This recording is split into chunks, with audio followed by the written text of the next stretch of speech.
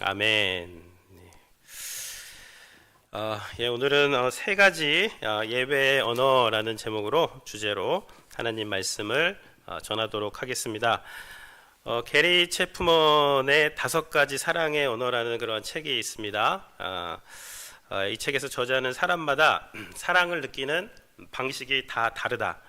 근데 그거를 이제 분류를 해보면 크게 5가지 정도로 분류를 할 수 있다라고 하면서 첫 번째 그 사랑의 언어로 내가 이런 언어를 들으면 나는 사랑을 받는다라고 느끼는 첫 번째 언어로 인정하는 말을 그렇게 소개합니다. 그래서 인정하는 말, 감사합니다, 고맙습니다, 존경합니다. 이러한 말을 들을 때에 이런 말을 들을 때 내가 사랑받고 있다라고 그렇게 느끼는 사람이 있는 것이죠. 두 번째 사랑의 언어는요, 함께하는 시간입니다. 그래서 미닝풀한 그런 퀄리티 있는 타임을 가질 때 내가 사랑을 받고 있다라고 느끼시는 분들이 있고요. 세 번째 사랑의 언어는 선물입니다.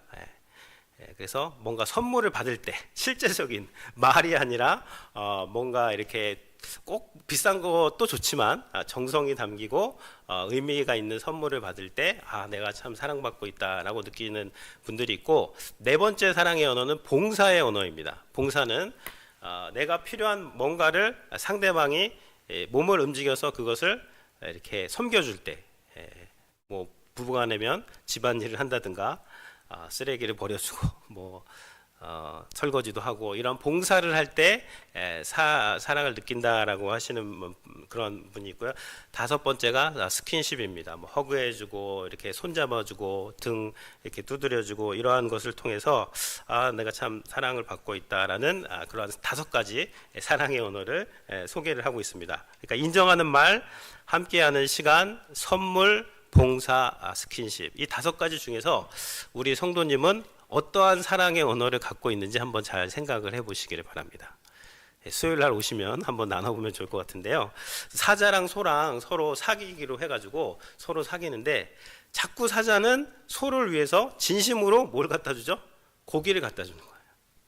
소는 사자를 위해서 자꾸만 풀을 갖다 주고, 그러니까 이게 안 되는 겁니다. 그래서 이제 헤어졌다고 하는데, 이 서로 상대방이 뭘 원하는지 그 사랑의 언어를 알고 그 사람이 원하는 것을 맞춰주는 것, 그것이 성숙한 사랑인 것 같습니다.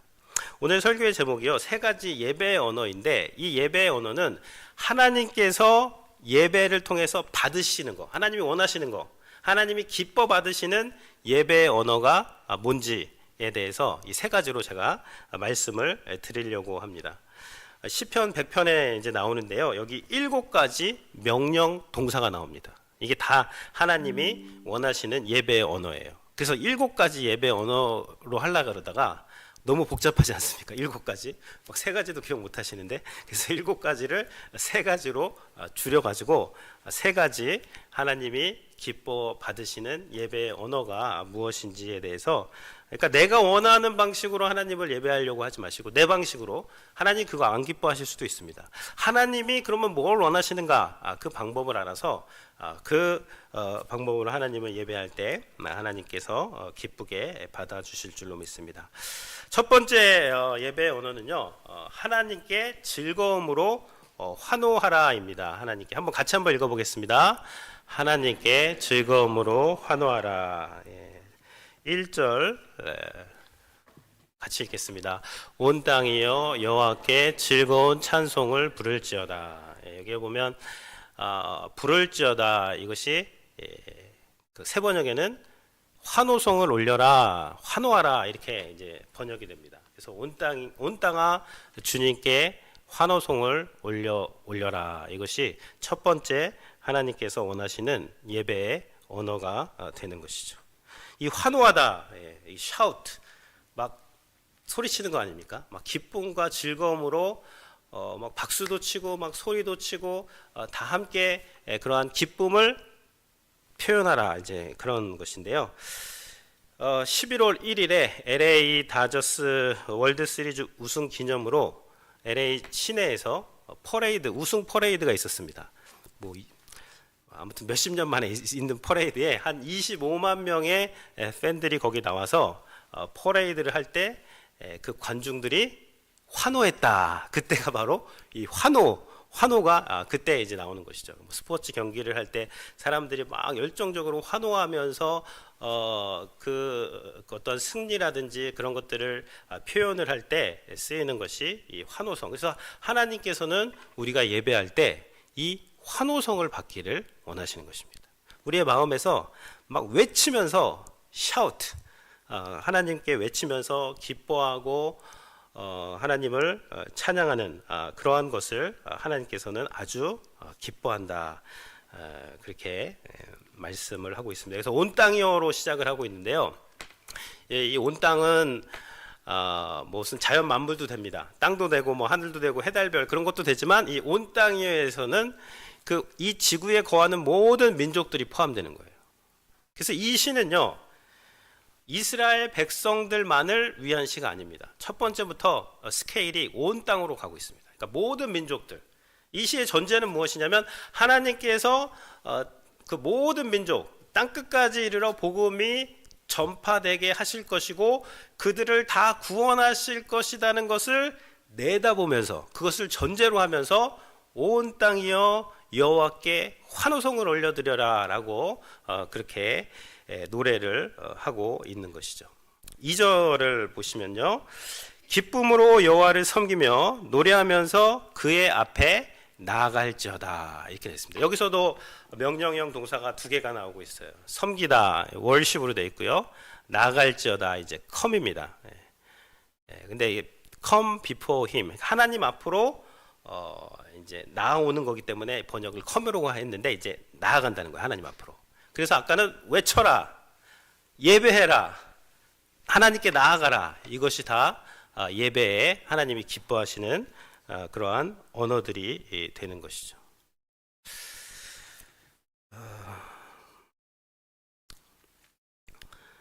이러한 그 예배의 언어를요, 우리가 이 예배 때에도 선포해야 되고 일상을 살아갈 때도 선포해야 돼요. 일상이 우리가 다 예배라고 하지 않습니까? 그리고 우리의 마음에서, 우리의 마음이 또 하나님의 성전이잖아요.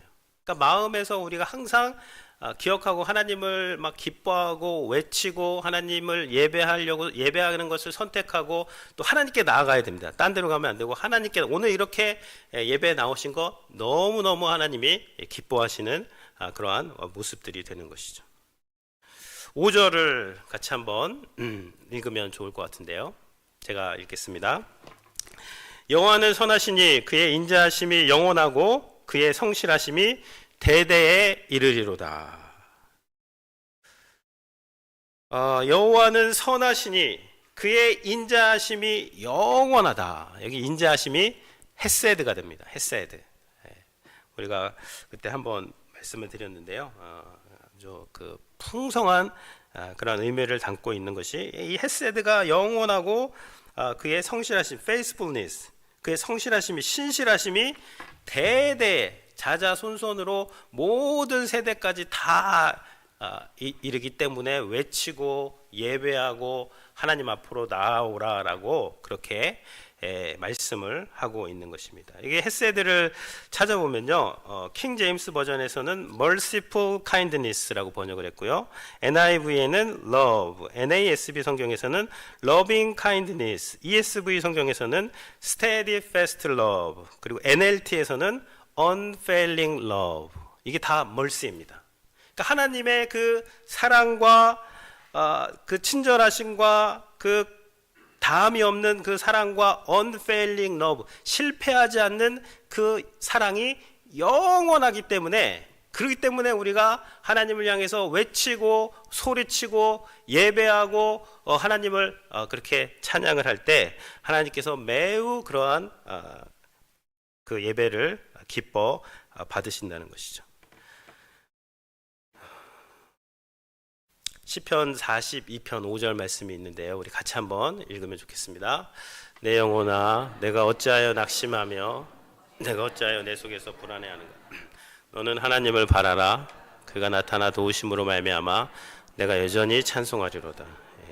그래서 이 시편은요, 시편이 이 시편을 읽을 때 이 하나님의 말씀이 이제 내 안으로 들어와서 내 속 사람이 변하면서 내 생각이 변하고 내 행동이 변하고 내 인격이 변하고 내가 이제 변화가 되는 것입니다. 그래서 지금 여기에 보면 내 영혼아 그랬습니다. 내 영혼아.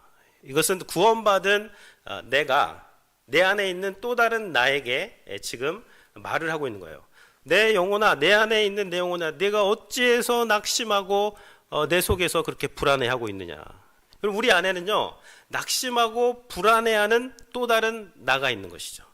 그 또 다른 나가 자꾸만 나한테 막 불안해하는 것들, 낙심하게 하는 것들을 계속 생각나게 하고 그것을 던져주는 것입니다. 그럴 때 구원받은 내가 하나님의 말씀과 하나님의 성령으로 충만해 있으면 그 내 안에 있는 나에게 올바른 조언을 하게 됩니다. 어떤 조언을 하게 되죠? 내 영혼아, 네가 어찌해서 그렇게 불안해하는가? 왜 낙심하고 있니? 하나님을 바라봐라.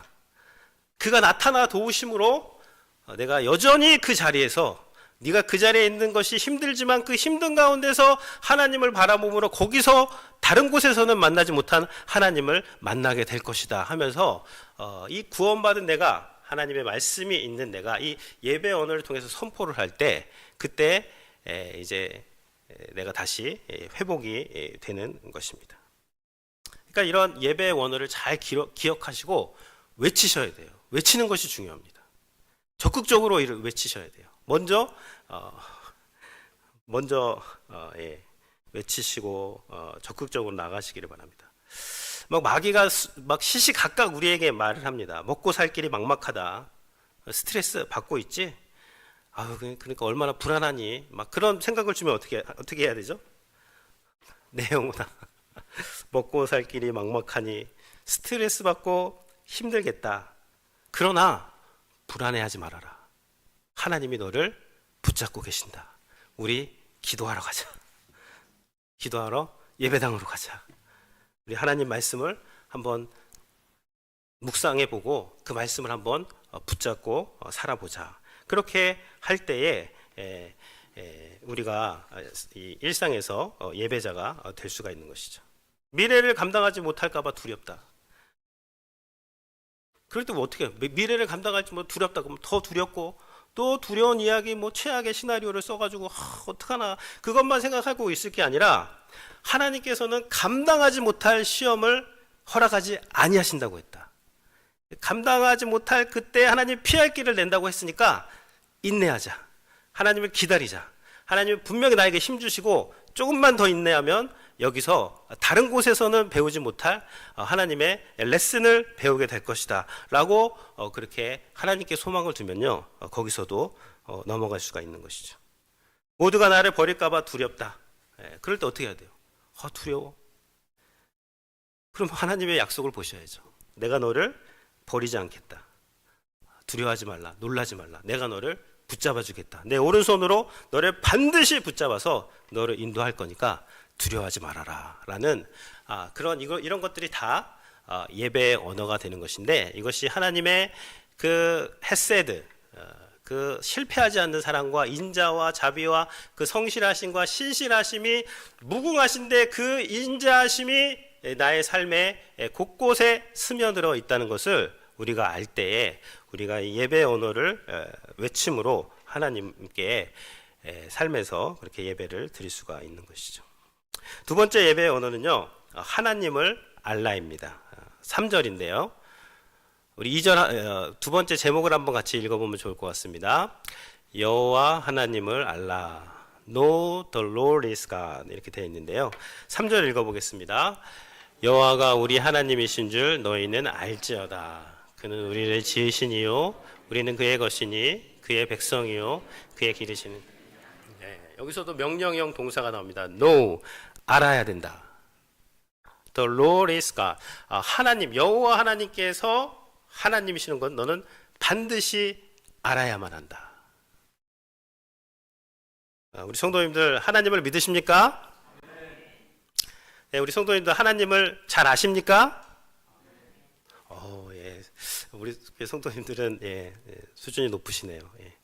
하나님을 믿습니까? 그러면 다 아멘 하는데 하나님을 잘 아십니까? 그러면 근데요, 우리가 보이지 않는 사람은 사랑할 수 있어요. 근데 알지 못하는 사람은 사랑할 수가 없습니다. 우리가 하나님을 사랑하고 하나님을 예배하고 하나님을 정말 높이기 위해서는요, 하나님이 누구신지 반드시 알아야 됩니다. 힘써 하나님을 알아야 돼요. 하나님을 아는 만큼 열정적으로 shout for joy to the Lord, 주님께 기쁨으로 외칠 수가 있는 것이죠. 그래서 알라고 하면서 뭐라고 말씀하시죠? 그는 우리를 지으시니요. It is He who made us. 그가 우리를 지으셨고 We are His. 우리는 그의 것이다 라고 그렇게 말씀을 하고 있습니다. 근데 이것을 원문으로 보면요, 킹 제임스 버전에는 그렇게 번역을 해놨더라고요.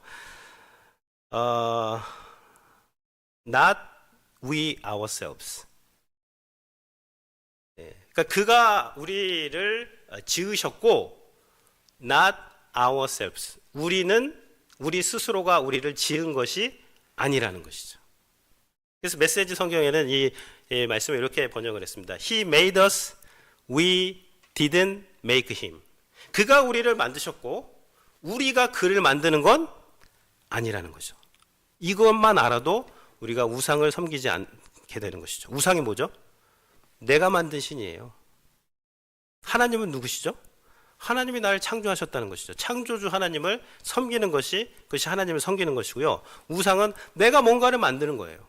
내가 뭔가를 만들어가지고 그것이 신이다 하는 것이 우상이 되는 것이죠. 왜 우상을 섬기는가? 하나님을 모르기 때문에. 하나님이 나를 만들고 온 세상을 만드셨다는 것을 그 삶에서 온전히 깨닫지를 못하기 때문에 우리가 하나님을 제껴놓고 다른 것을 추구해서 내 어떠한 것을 이루려고 성취하려고 하는 것이 그것이 올바른 예배를 방해하게 되는 것입니다.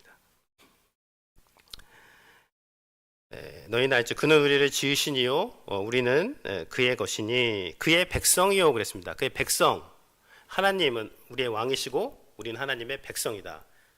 여기 뭐가 중간에 있죠? 언약이 있는 거예요. 커버넌트. 근데 하나님은 이 언약을 끝까지 신실하게 대대로 영원히 지키시는 분이 우리 하나님이 되시는 것이죠. 그는 우리는 그의 백성이요 그의 기르시는 양이다. 여기 세 가지가 나와요. 하나님이 우리를 지으셨고 우리 스스로가 우리를 지은 것이 아니고 창조주 하나님을 알아라 그거고요. 두 번째는 너희가 하나님의 백성인 것을 알고 살아라. 언약 백성이다. 절대 망하지 않는다. 하나님이 너희를 붙잡아 주신다. 세 번째는 그의 기르시는 양이로다. 너희는 그의 양이다. 그러면 하나님은 우리의 뭐가 되시죠? 목자가 되시는 것이죠. 여호와는 나의 목자시니 내가 부족함이 없으리로다. 여러분, 이 말씀이 어디서 성취가 됐습니까? 요한복음에서 우리가 10장을 공부할 때 그때 공부를 했었는데요. 요한복음 10장 14절에 보면 우리 같이 한번 14절 15절 말씀 읽겠습니다. 나는 선한 목자라. 나는 내 양을 알고 내 양도 나를 아는 것이 아버지께서 나를 아시고 내가 아버지를 아는 것과 같으니.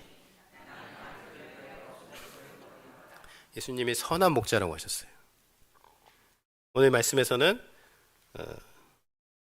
너희는 그의 기르시는 양이로다. 하나님이 선한 목자가 되시는데 그 하나님, 선한 목자가 되시는 그 하나님께서 육신을 입고 이 땅에 오셔서 실제적으로 육신을 가진 선한 목자다라고 하면서 나는 내 양을 안다 그랬어요. 내 양도 나를 안다.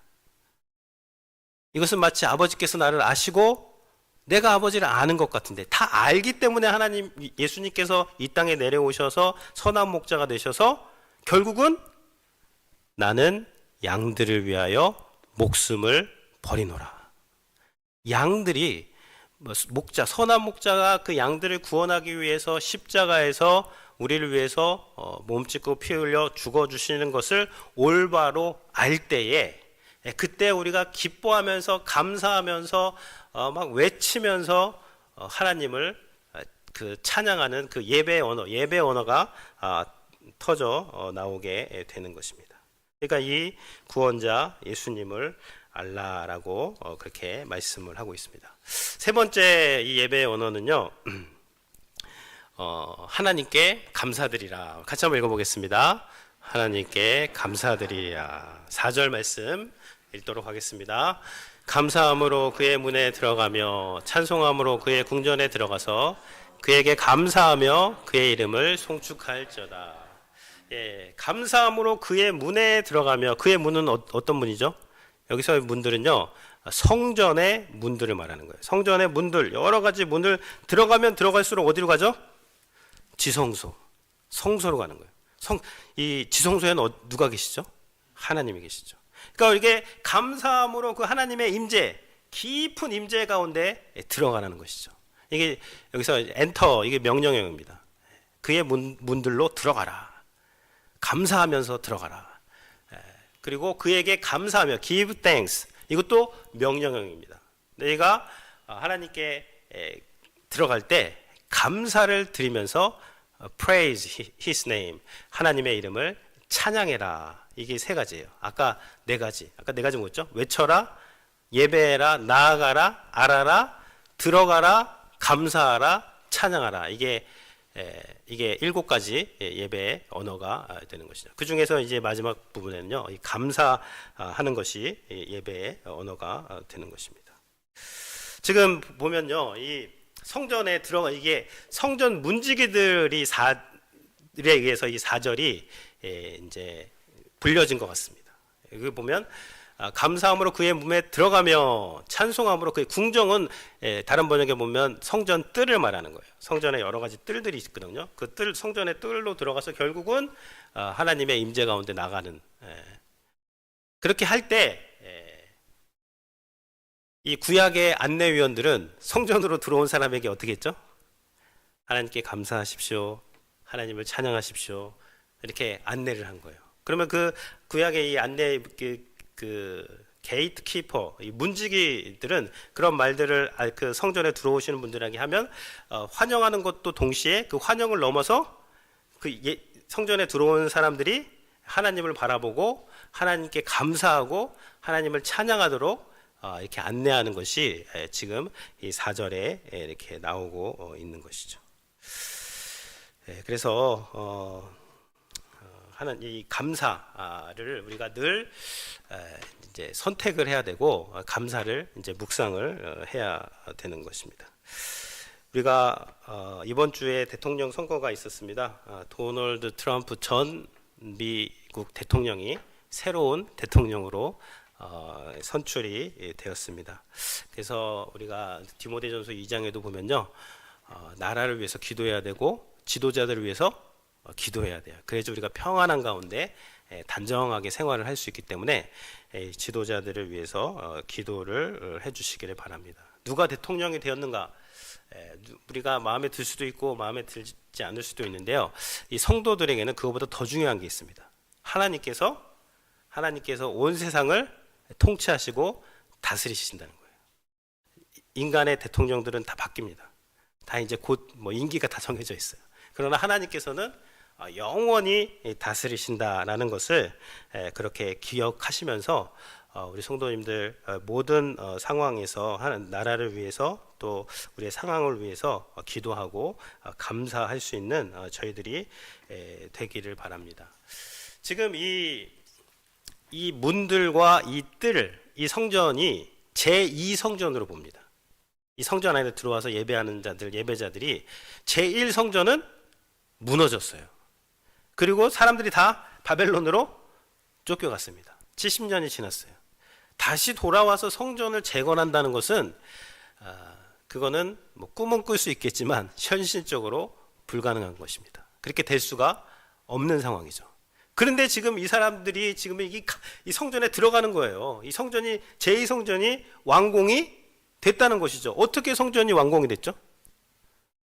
페르시아의 고레스 왕을, 하나님께서 하나님을 섬기지도 않는 이 고레스 왕을 통해서 이 소수민족들 다 고국으로 돌아보내라. 그리고 그들이 섬기는 신전 다 짓도록 국고에서 보조할 수 있도록 다 그런 정책을 폈습니다. 그래서 이스라엘 백성들이요, 예루살렘으로 돌아가서 성전을 국비 보조로 지어서 지금 이곳에 들어와 있게 되는 것이죠. 그러니까 이 사람들이 포로에서 돌아와 가지고 성전을 짓고 이곳에서 예배하면서 와, 하나님이 대단하시고 하나님이 정말 그 언약을 신실하게 지키시고 하나님은 위대하시다 하면서 그 포로 생활하는 그런 상황에서도 또 돌아온 상황에서도 하나님께 감사를 하고 있는 것이죠. 그러니까 우리가 어떠한 상황에서도요, 다 하나님께 감사를 드릴 수가 있고, 이 감사가 그냥 몸에서 항상 스며 나오는 사람이 성도가 되는 것입니다. 우리가 지금 153 감사 운동을 하고 있어요. 그래서 지난주 우리가 일주일 동안 같이 감사 제목을 막 나누고 했어요. 그러니까 어떤 분들은 너무 막 좋다. 제 아내가 그러는데 어느 분은 저녁에 이거를 쓰려 그러는데 못 써가지고 감사를 찾으러 밖으로 나가셨다 그러더라고요. 밖에서 감사를 찾고 한 바퀴 돌고 와가지고 감사를 찾아가지고 너무너무 잘하시는 것입니다. 잘하시는 거예요. 우리가 think, 생각해야 돼요. 그러면 thank, 감사를 할 수가 있는 거죠. 생각하지 않고 그냥 막 지나가는 것이 잘 사는 것이 아니라 우리가 가만히 하나님의 그 은혜를 생각을 할 때, 이거 C.S. 루이스가 이런 말을 했어요. 감사는 우리가 받을 만한 자격이 없지만 받은 것을 인정하는 일이다. 그래서 감사는요, 이 은혜 받은 사람들이 가만히 생각해보면 은혜는 받을 자격이 없는데 하나님이 나에게 주신 거잖아요. 난 자격이 없는데 하나님이 하나님의 은혜로 주신 것을 생각을 하면 그것의 반응은 감사가 나올 수밖에 없게 되는 것이죠. 그래서 이 표도르 도스토옙스키는 이런 말을 했습니다. 죄와 벌에서 인간은 고통 속에서 감사할 줄 아는 마음을 가질 때 진정한 구원을 받을 수 있다.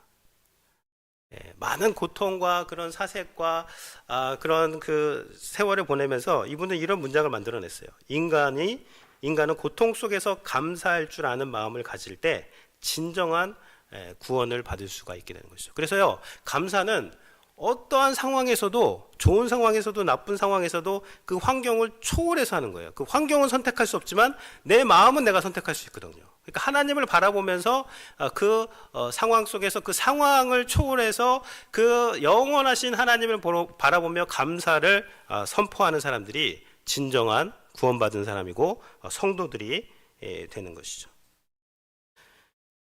그래서 우리가 추수감사절까지요, 감사를 많이 묵상을 하시고 올해를 감사로 마무리를 하시고, 그러면 내년에 이제 길이 보이게 됩니다. 감사를 하시면 이제 내년도의 계획이 잡히게 되는 것이죠. 그러니까 그래서 감사하시고, 그럼에도 불구하고 감사하시고, 그것까지 감사하시고, 그리 아니하실지라도 감사하시고, 환경 때문에 원망하지 마시고 환경을 초월해서 하나님, 날 구원하신 하나님으로 말미암아 감사하고 이런 예배의 언어를 외치시는, 선포하시는 성도님들이 되시기를 주님의 이름으로 축원을 드립니다.